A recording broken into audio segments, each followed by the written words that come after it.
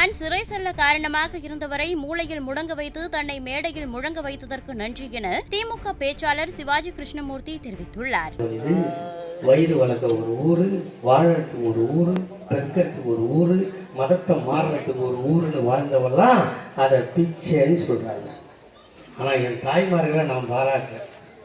எவளால நான் ஜெயிலுக்கு போனனோ அவளை செருப்பை கொண்டு அடிச்சு, மொட்டை கொண்டு அடிச்சு, அவளை மூளையில முழங்க வச்சு என்னை மேடையில முழங்க வச்சிருக்கீங்க பாரு. அதுதான் சொல்றது, பத்தினி சாபம் பத்திக்கும்னு.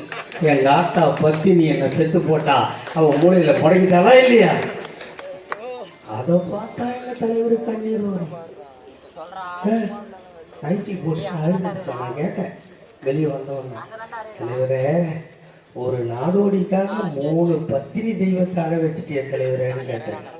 என் பொண்டாட்டி 2 பொண்ணு, பையன் இல்லை, 64 நாள் ஜெயிலில் இருந்த எல்லாம் சொல்லியிருப்பான்.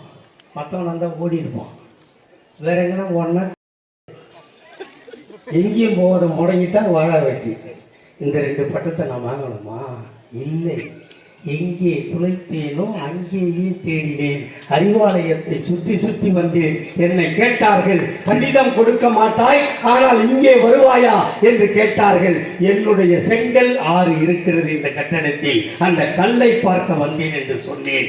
எங்கள் அண்ணன் சின்னவர் மனமிலங்கினார், என்னை அழைத்தார், இயக்கத்தில் சேர்த்தார். உங்கள் முன்னால் நான் நிற்கிறேன். செய்திகளை உள்ளது உள்ளபடி தெரிந்து கொள்ள ரெஃப்ளெக்ட் நியூஸை சப்ஸ்கிரைப் பண்ணுங்க.